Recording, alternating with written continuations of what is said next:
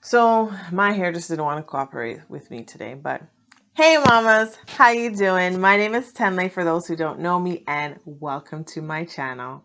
Make sure to like, share, and subscribe. Now, with breastfeeding comes complications sometimes. It's actually more common than many people think, but latching and nipple damage. So, I experience latching issues and I experience severe nipple damage. When I first started breastfeeding, I used a nipple shield and it was very painful using a nipple shield to the point where I said, if it hurts this much, let me just get rid of the nipple shield. And I did. I went 8 weeks with severe nipple damage and latching issues. Saw finally a lactation consultant.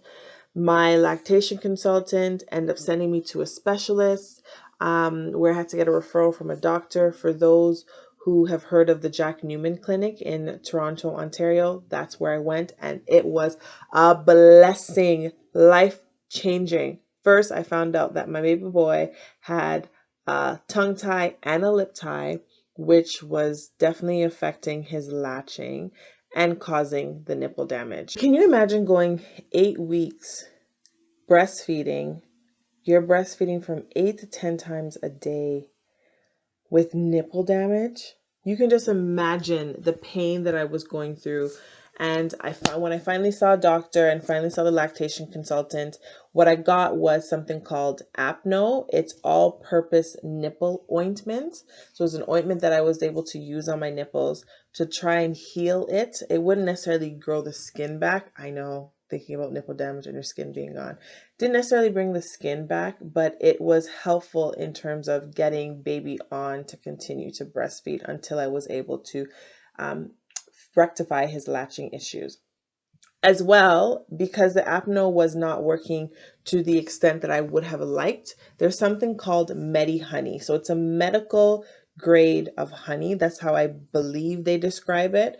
That I was able to get off Amazon. So I was recommended by a pediatrician to get the Medi Honey and apply it on my nipples. That really worked. That helped a lot with the pain that I was experiencing. Now, in terms of latching, there are many YouTube videos out there that will show you how to get a baby to latch on properly. Get the areola in the baby's mouth with the nipple, not just the nipple, because when the baby is only latching onto the nipple, it will cause nipple damage. I had cracks in mine, I had a slit in mine, I had blisters.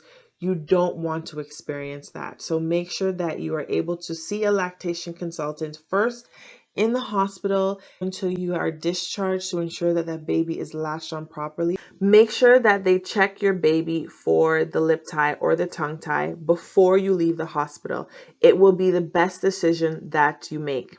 After you leave the hospital, if you're still having issues, there are many lactation consultants that you can reach out to. Some lactation consultants are only doing virtual appointments, and there's some that may, if it's a very severe situation, do an in-home visit, or you can actually go and see them. Some are covered by OHIP and some are not covered by OHIP. One of the biggest issues that I had when it came to latching and when baby boy was finally on there was sometimes he was nursing from an hour to an hour and a half. That was painful. It was painful to get him to latch on and then on for so long, not latched on properly.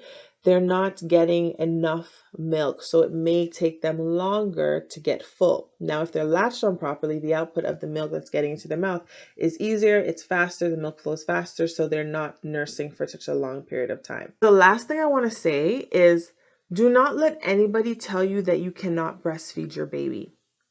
I was actually told by a doctor because of issues that I had when I was in the hospital. I'll actually release a video with my husband on our birthing story later on so you can hear it in more detail and exactly what happened. But I actually had a doctor tell me that because I didn't nurse from day one, that I will not be able to produce enough milk for my baby and that I'm going to have to supplement with formula. I did not want that. My plan from the get-go was to make sure that I breastfed my baby boy was getting breast milk from day one. Unfortunately, that didn't happen. But within a week, he was getting, less than a week actually, a couple days, he was getting breast milk with me pumping, and I exclusively breastfeed now. I can give you an outline of how I got to that point of being able to exclusively breastfeed. I'm still pumping, so I can create a stash for later because I have plans, which I'll do another video on. But because she told me that I wasn't going to be able to produce enough milk for my son, I was motivated to prove her wrong. She showed her that I can do it. I actually have an oversupply of milk now where I'm breastfeeding my son and I'm able to produce 3 to 4 frozen bags of milk each day. So it's amazing for me to know where I came from and where I am now. I've done the work and I was motivated to say, I can get this done. And I did it. So do not let anybody discourage you and say you cannot do something. You can do it.